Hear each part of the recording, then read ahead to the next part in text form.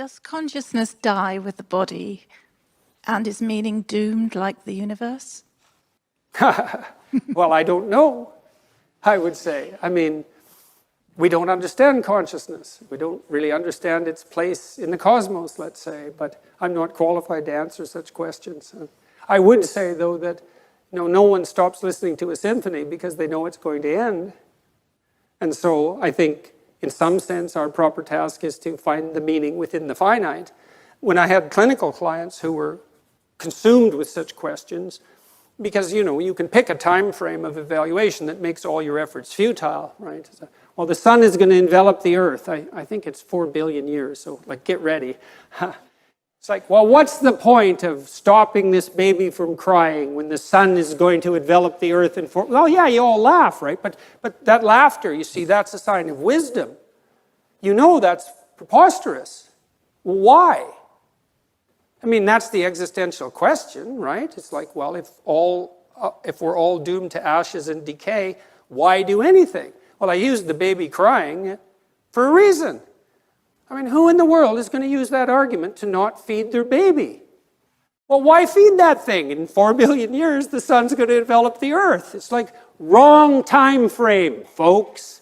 And so what I would say, and I did say to my clinical clients, if you're adopting a time frame that makes what you're doing appear trivial, the problem isn't necessarily what you're doing, although it might be, and you have to ask yourself that question because perhaps you are engaging in something that's more trivial than you should be. The problem is that your mind, which is capable of leaping across evaluative frameworks, has picked a time frame inappropriate for the task. So quit doing that. Instead, you could say, well, why don't you practice adopting the time frame that imbues your properly oriented action with the deepest possible apprehended meaning. And why would you not think that the fact that that meaning manifests itself with the proper choice of time frame, why wouldn't you accept the fact that's indication of a valid choice? It certainly feels like it. You know what it's like. You get engaged in something, a deep conversation, a piece of music, a piece of art, something you love doing, someone you love being with. You get engaged in that. You lose your sense of temporality.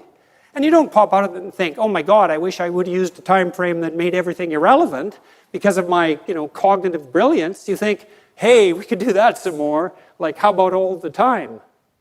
And that's a good goal. It's like, yeah, how about that all the time?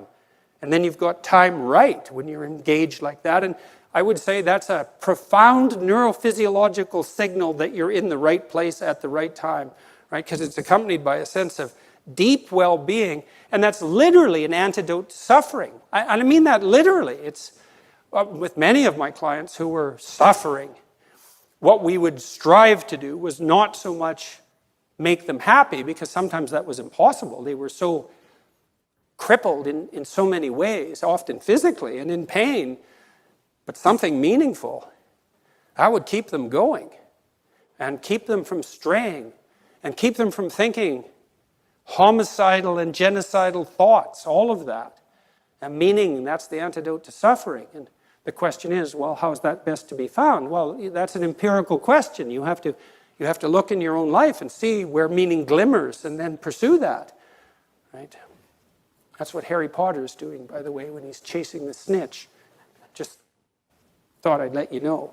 And you win the game if you catch that thing. So, well, that's not exactly right. You get 100 points, but, it'll do. So, another question. How about you?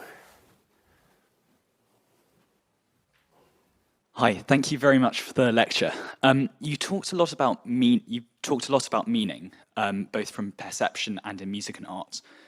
What do you mean by meaning? What is meaning, and where is its source? Meaning is implication for action or for reorganization of the perceptual frames that frame action. So there. Is that the sole aim of is that what you find in art and music? Yes, in complex ways. I mean, in music, you find this demand that the music lays upon you to orient yourself in relationship to this harmonious interplay of patterns. And you might say, well, why is that meaningful? Well, that's a good question. Well, it's because you're acting out something like the adaptation of your soul to the structures of reality itself. Now, it's done very abstractly because the patterns of music are not precisely the actual patterns of the world, right? They're abstractions. But it's play and representation, and it's art. And so you're acting out the process of optimal adaptation at a very high level.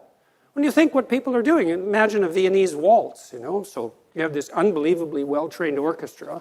They're all emitting patterns like mad, and they're playing while they're doing that, putting little twists on the patterns so that they're a little novel, a little interesting, even if you've heard the music many times. You have the conductor who's keeping all these specialized subsections operating in harmony, and then you have the couples dancing, and they're trained to do that, but they're cutting the rug, in the same way. They have their moves, and they're trying to impress each other, and there's a mating aspect of that, and they're all doing that harmoniously, and it's a complete vision of a ordered society, right from the subatomic realm, let's say, all the way up to the cosmic realm. That's all taking place in the dance. And people don't know that, but, well, they do know it too, And they know it in that they're acting it out. And there isn't anything, in some sense, that you know more deeply or believe more deeply than that which you act out. And you're not smart enough to understand the full totality of your actions. I mean, we're not transparent to ourselves. We act out all sorts of things that are stunningly brilliant without realizing it. And it takes, in some sense, it takes often untold centuries for us to figure out what we were doing and why. And so that happens to you, in your own life when you have a flash of insight into your own behavior. That's why I was doing that. It's like, well, you were doing it. Why didn't you know? Well, you're complicated. You're really complicated and certainly not transparent to yourself. And so I have a paper called 3 Types of Meaning. You could look that up if you wanted a more technical answer, but the music answer by example is a good one. And I think people can really relate to it because, the only person you ever hear who says, well, I don't really like music is like, no, that's just a posture. You like music. You just want to be, kind of interestingly different and controversial. And it's really something, right? And it's also interesting that music has this non-propositional structure that's completely opaque to rational argumentation.